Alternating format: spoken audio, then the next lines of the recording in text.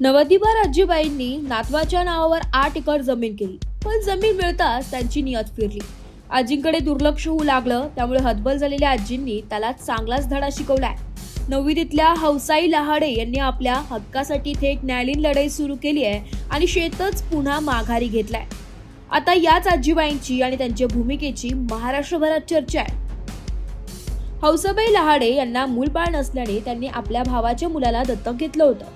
वृद्धापकाळात आधार मिळावा आणि आपल्या संपत्तीची योग्य काळजी घेतली जाईल या विश्वासातून त्यांनी सुमारे 8 एकर शेती बक्षीसपत्राद्वारे दत्तक मुलाच्या कुटुंबाच्या नावावर केली होती. मात्र कालांतराने परिस्थिती बदलली. जमीन हस्तांतरित झाल्यानंतर त्यांची अपेक्षित देखभाल आणि सांभाळ होत नसल्याची भावना त्यांच्यात निर्माण झाली. स्वतःवर अन्याय होत असल्याचं लक्षात आल्यानंतर हौसाबाईंनी कायदेशीर मार्ग स्वीकारण्याचा निर्णय घेतला.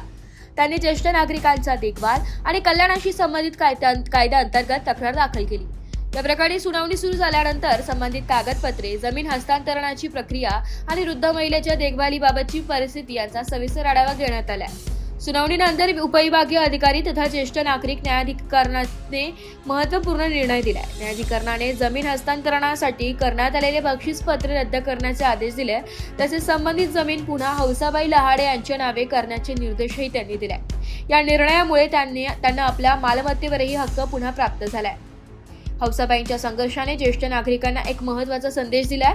वय किती असले तरी या न्यायाविरोधात कायद्याचा आधार घेऊन न्याय मिळवता येतो हे या प्रकरणातून स्पष्ट झालंय. कुटुंबांकडून अपेक्षित आधार न मिळाल्यास ज्येष्ठ नागरिकांना त्यांच्या हक्कांचे संरक्षण करण्यासाठी कायदेशीर पर्याय उपलब्ध याची जाणीवही या निकालामुळे समजल्या जाणार आहे. त्यामुळे हौसाबाई लहाडे यांची ही लढाई केवळ वैयक्तिक विजय नसून अनेक विरुद्धांसाठी प्रेरणेचे स्रोत ठरली आहे. वृत्तसंकलन विभाग, मराठी न्यूज, नाशिक.